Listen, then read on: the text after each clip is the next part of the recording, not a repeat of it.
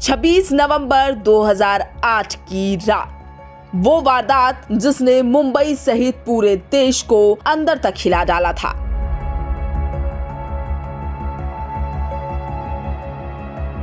जिसे याद करके आज भी लोग सिहर जाते हैं।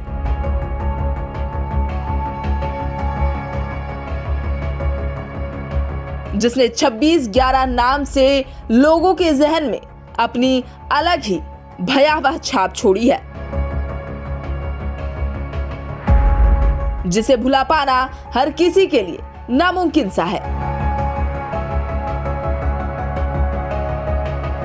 आज उसी खौफनाक खूनी दिन की 15वीं बरसी है, जिसने कईयों के घरों को उजाड़ दिया, कईयों को अनाथ कर दिया और कईयों को जीवन भर के लिए उस भयंकर दर्द के साथ जीने के लिए मजबूर कर दिया।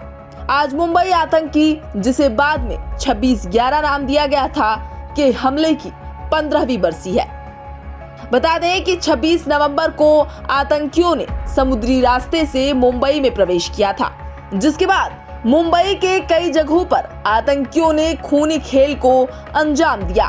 पाकिस्तानी शहर कराची से आए लश्कर के 10 आतंकियों ने सोची समझी साजिश के तहत मुंबई स्थित यहूदी guest house, Nariman house, CST, ताज होटल, ट्राइडेंट, लियोपोल्ड कैफे में आतंक मचाया था। इस आतंकी हमले में करीब 166 लोग मारे गए थे। आतंकियों ने मुंबई के प्रतिष्ठित जगहों को अपने आतंकी हमले का निशाना बनाया था और भारी तबाही मचाई थी। उस वक्त पूरा शहर दहशत के माहौल में था, जिसमें सबसे बड़ा नुकसान या यूं कहें कि सबसे ज्यादा सहमा हुआ था मुंबई का ताज होटल, जो कि बम धमाकों और गोलियों की आवाजों से गूंज उठा था। हालांकि इस हमले में शामिल रहे 10 आतंकियों में से 9 को मौके पर ही मार गिराया गया था, जबकि प्रमुख आतंकी अजमल कसाब जिंदा पकड़ा गया था।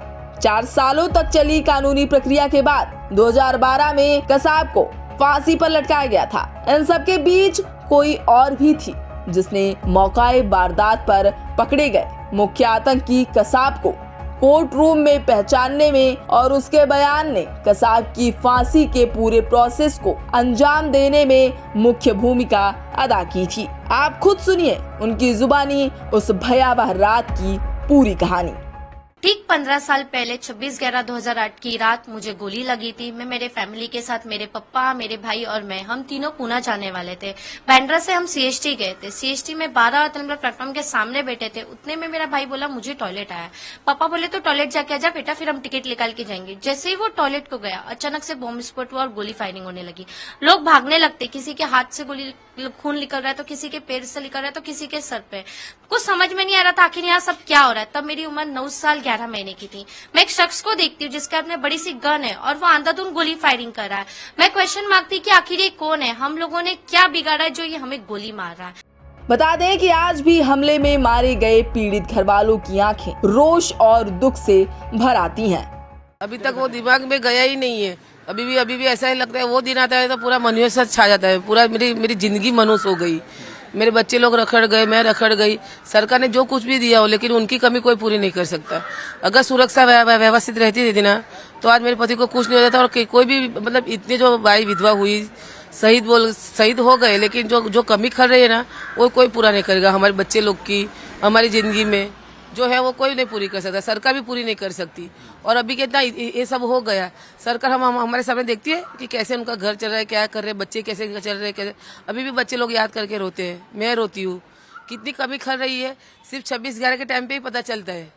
गौरतलब है कि इस बीच पाकिस्तानी लश्कर के बढ़ते आतंक को लेकर इजराइल ने आतंकी संगठन लश्कर-ए-तैयबा को प्रतिबंधित कर दिया है और उसे आतंकी संगठन की सूची में डाल दिया है। तो वहीं मुंबई क्राइम ब्रांच ने 26/11 आतंकी हमले के मामले में पाकिस्तानी मूल के कनाडाई कारोबारी तहव्वुर राणा के खिलाफ नई चार्जशीट दाखिल की है। बता दें कि तहव्वुर राणा वो शख्स है जिस पर 26/11 मुंबई आतंकी हमले में आईएसआई और लश्कर ए तैयबा का ऑपरेटिव होने का आरोप है। तो वहीं 15वीं बरसी के मौके पर महाराष्ट्र के सीएम, राज्यपाल और डिप्टी सीएम समेत कई नेताओं ने शहीद स्मारक पर बहादुरों को पुष्पांजलि अर्पित की है। बहरहाल भारत की वित्तीय राजधानी मुंबई को हिलाकर रख देने वाली इस घटना का असर जहां लोगों के जहन में आज भी बरकरार है, तो वहीं लोग सरकार से सुरक्षा व्यवस्थाओं के मद्देनजर यही उम्मीद रखते हैं कि ऐसी कोई दिल दहला देने वाली वारदात देश में